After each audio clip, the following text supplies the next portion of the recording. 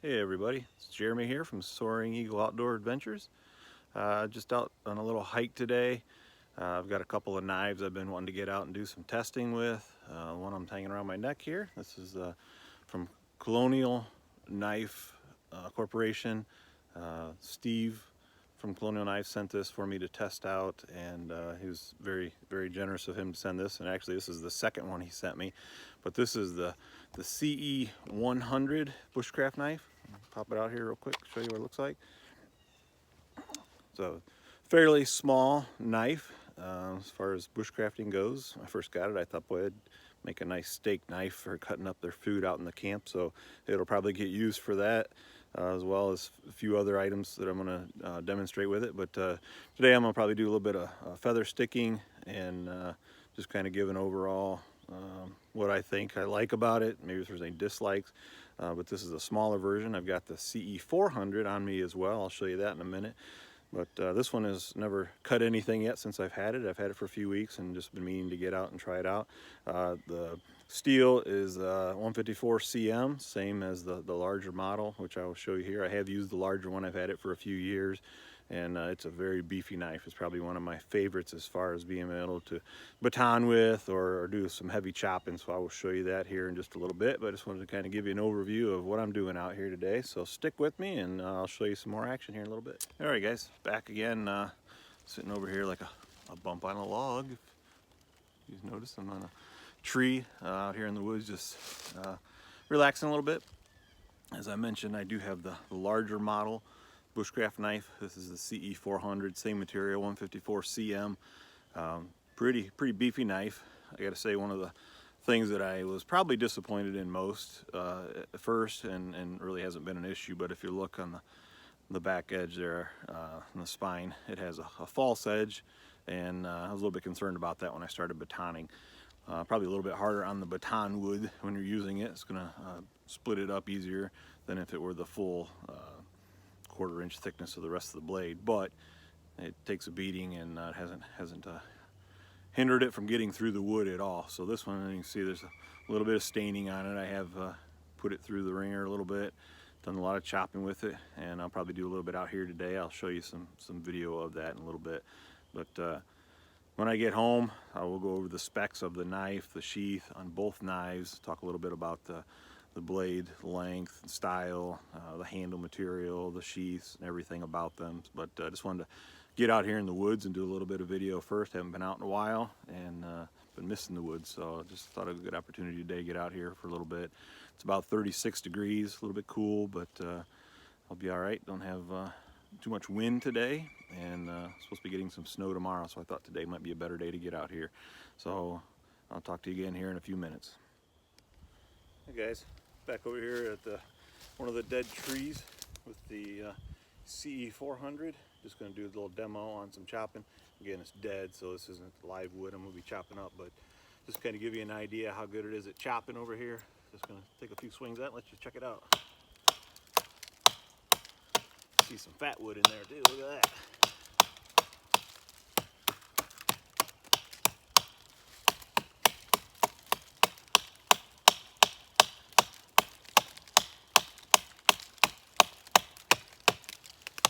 Some resinous stuff right there.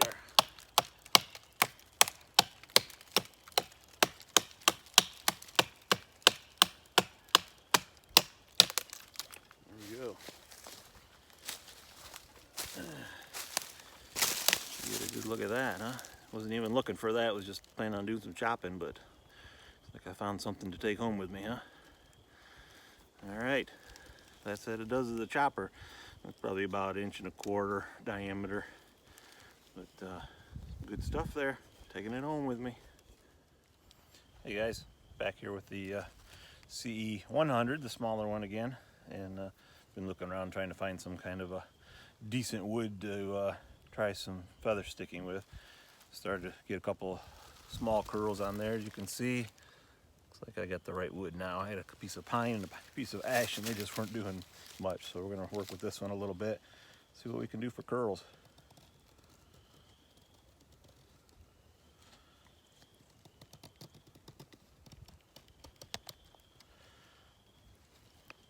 say it's probably not the best angle grind for feather sticking, but with the right wood, it would do fine. You can get some nice little curls off of this one for sure. And those would certainly get a fire started till you get into this bigger stuff.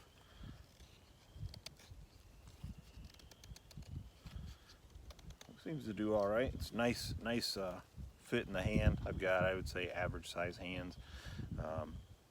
The handle's a little on the smaller side, but it fits my hand pretty decent for a smaller knife. It's not, you know, the end of the knife isn't sticking out too far, you know, for somebody with small hands, but it also isn't too short. So it's actually a nice little handle, very comfortable in the hand. Do a little more here, a few more curls. Trying to get a little deeper so I can get some bigger ones here.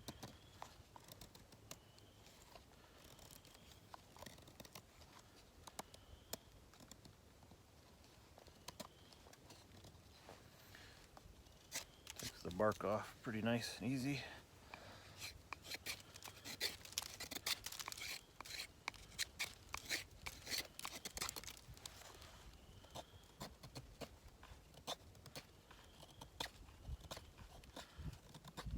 Definitely could use it to start a fire if you were in the woods, no doubt in my mind.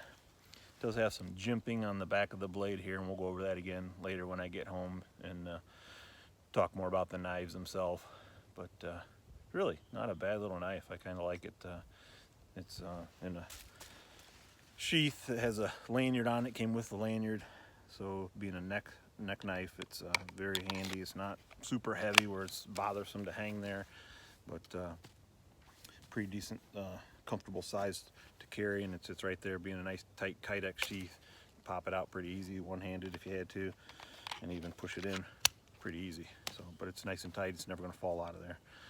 All right, I'm probably gonna do a little bit more hiking around here. May or may not do more video in the woods, but if not, I'll definitely be talking more when I get home, talking about the details of the knives and the sheath.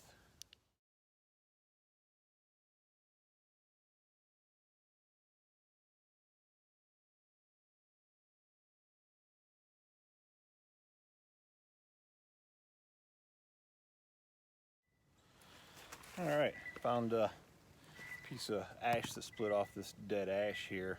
I took some pictures of. It's a pretty large ash tree. I would say it's probably every bit of 2 foot diameter, bigger at the base, but the big end where it snapped off at least 2 foot. The base is right here behind me. I don't know if you can see it or not, but you can see it all down inside where I took the picture. The ash borer's got it. I'll take the camera over there so you can see on video here in just a minute, but I just wanted to try a little batoning for you with the CE 400, the big one. Does a fine job.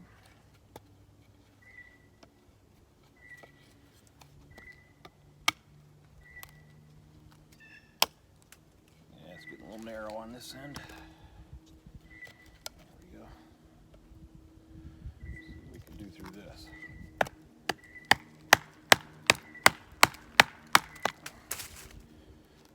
Chunking out of there, but it's cutting right through it. There we go. So it does baton.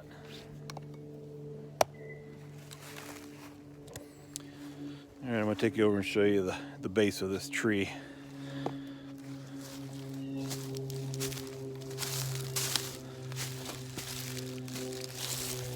Inside there you can see all the little holes where the ash borer got into it. We had some strong winds come through this week. Wednesday was probably the heaviest, but Monday, Tuesday, Wednesday were all pretty bad, and I'm sure that's when this tree went down, fairly certain anyways. There's a lot of trees down back in here, and unfortunately a lot of them are ash, and I'm sure that it was from the ash borer. But as I look around, I see some that have been down for a while. This is probably the most recent fallen tree that I've seen. But just want to let you take a look and check out the knives, and I'll add the final details at the end of the video. Getting ready to hike out of the woods. Been out here at this short hike and really haven't gone far. Been kind of playing around with the knives, but just enjoying the peace, quiet out here. A lot of moisture down here. We've had a recent rain and the snow that's been coming, melting down here finally. Supposed to get a little bit more tomorrow, but I don't think it's going to be anything that's going to stick around. So just kind of try to get through the swampland over here. What you see behind me, what I'm looking at, pretty wet. So I've got to climb over top of these dead trees here, these fallen trees, to get out of here. As I get across them and continue up the hill. We'll be seeing that in just a minute as I get going forward here. I'll turn the camera back the other way so you can see what I'm seeing in front of me here.